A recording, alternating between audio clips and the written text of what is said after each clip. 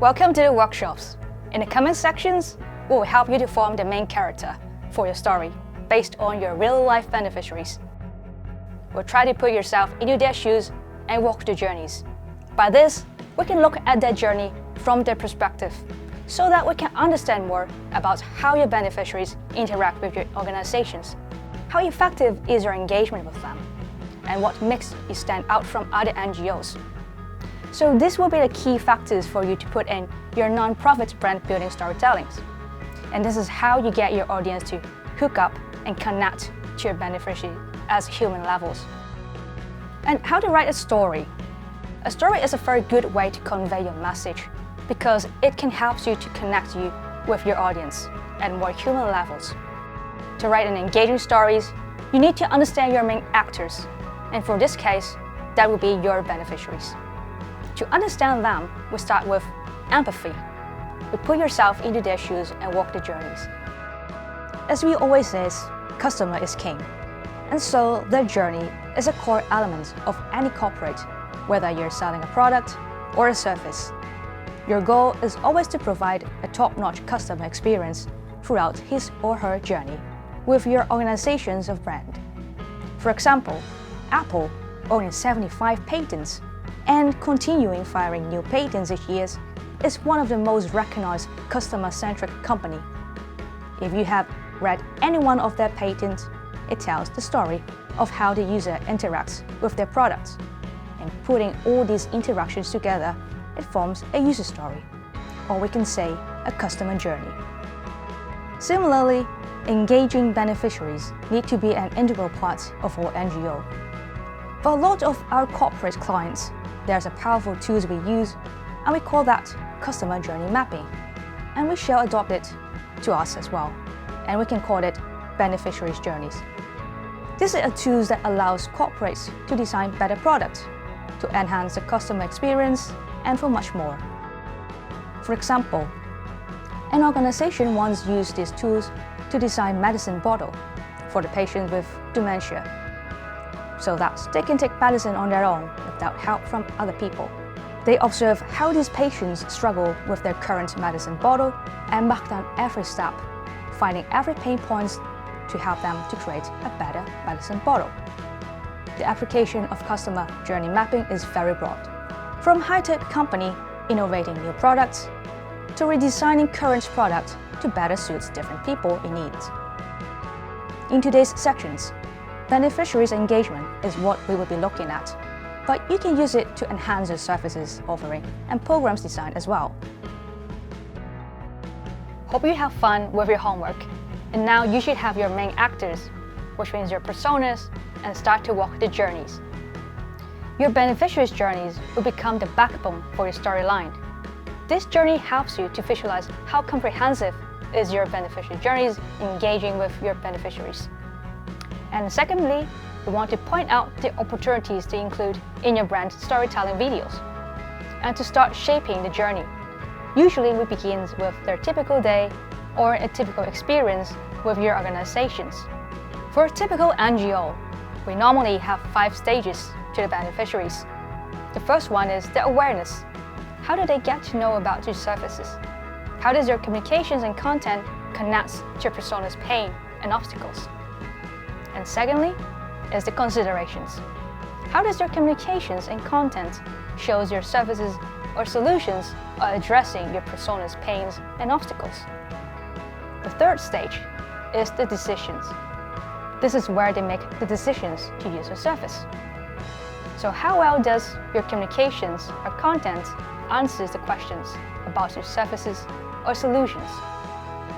And then is the experience stage. How they experience your service. What do they feel? What is it like? And then lastly, after enjoying your experience, it becomes the advocate stage. And at this stage, we want to know how does your communications and content connects to the organization's visions and missions. And to map out these journeys, we start with touch points. Touch points are any interaction points between your organizations and your beneficiaries. It can be any digital points like and emails, SMS, or any physical points like a flyer or poster. Or it can even be a person. For example, a social worker or volunteer. There can be one or multiple touch points at this stage. And don't worry if you can't think about any touch point for a certain stage. It only means that currently your organization isn't providing any touch point at this stage. And it is fine here, because this journey map is to help you to find the opportunities here. For example, Childcare first get to know about the example organizations through a social workers, because these social workers will visit Childcare regularly and knows about your organizations. So when Childcare shares about his pain points when visiting a hospital, these social workers tell him about your organizations, and that becomes your first touch point. You can write it down at a box at the awareness stage. The next step is the pain and obstacles. So this is the place where you start to state the pains and obstacles, the problems that your personas find during the journeys. You can refer to your personas to find the answers. Don't forget about your homework. And this is the very good point to help you to set the foundation of how well your organization is addressing your beneficiaries' needs. After knowing their pains and needs, then we try to know their feelings and motivations. When we tell a story, by considering the actors or your beneficiaries' emotional state, helps you to connect your audience with your beneficiaries on a more human levels to get your story more engaging.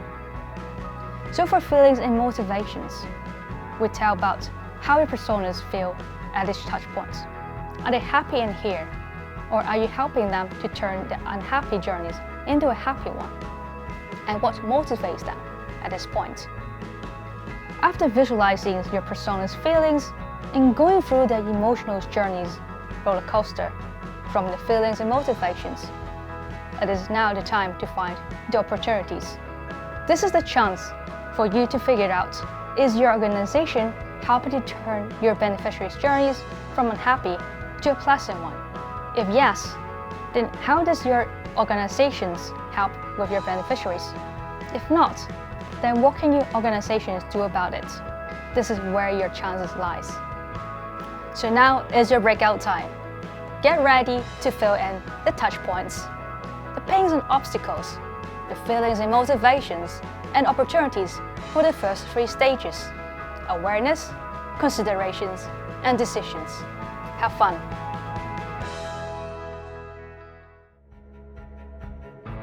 In the last sessions, you are mapping the stages of awareness, considerations, and decisions.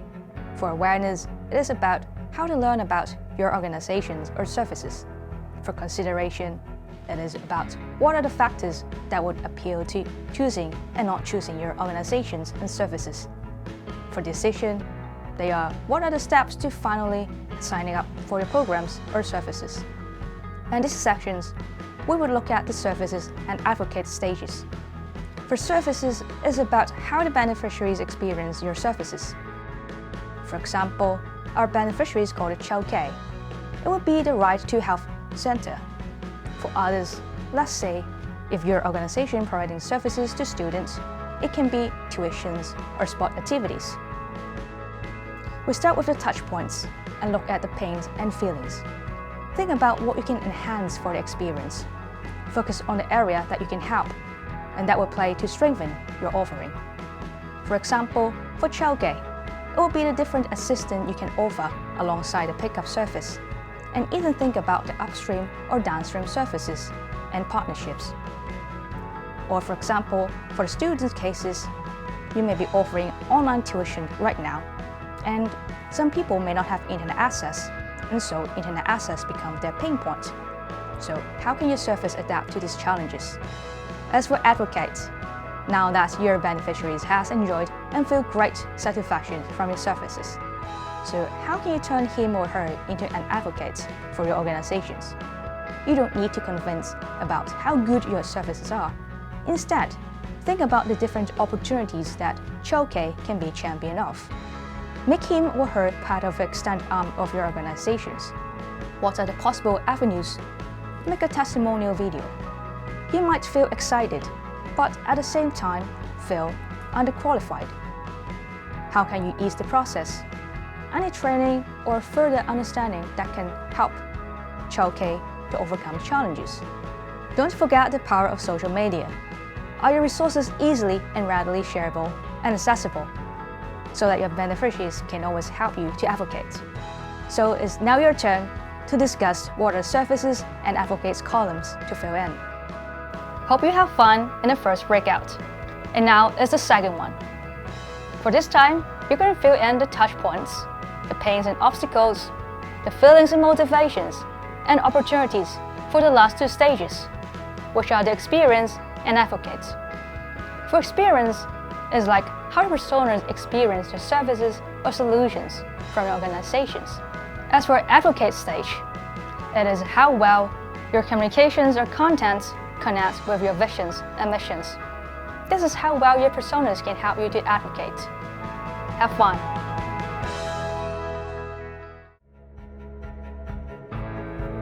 Congratulations! You have come to the last part, engagement content. For the purpose of this journey mapping, we are focusing on how to engage our beneficiaries as he or she interacts with our organizations. At this stage, you're trying to tackle different aspects of the engagement. This will direct the type of content that speaks into your beneficiaries at the different stages. For awareness stage, the content should focus on the problem your persona is facing. If you are an NGO that caters for children, your content should build rapport with the issues or challenges your persona is facing. For consideration stage, now that you have made emotional connections to your persona and they know you understand them, the content should be about the services you provide to alleviate the challenges. For example, for childcare, it is to get a proper transportations and to ease the commute problem. As for children, that will be you to have a quality, well-researched programs to address their learning. As for decision stage, it is when your beneficiaries has shortlisted your organizations and would explore the specifications of your services. For example, how to subscribe, what is the commitment, and how can you ease the process. As for service stage, you may consider using testimonials, reviews, comments, or any proof points that can demonstrate the effectiveness of your services. This can also be a chance to introduce other extensions or additional services. As for advocate stage, this is where it builds upon the testimonials to go back to your organization's visions and mission. An advocate is not here for the services, but for your mission. It does not stop at how well the beneficiaries are served, but the impact to the community. Remember, work out the content that should speak to the beneficiaries at different stages about the topic before you tackle the format or channel. Congratulations! You have reached your final steps. After finding the opportunities, it is time to write down what type of engagement content can help you to connect with your beneficiaries for each stage. This can show how comprehensive is your current journey engaging with the beneficiaries, and what factors can you put in your storytelling to emphasize your importance and stand out from other NGOs. So have fun, roll your sleeve up, and that's the last part.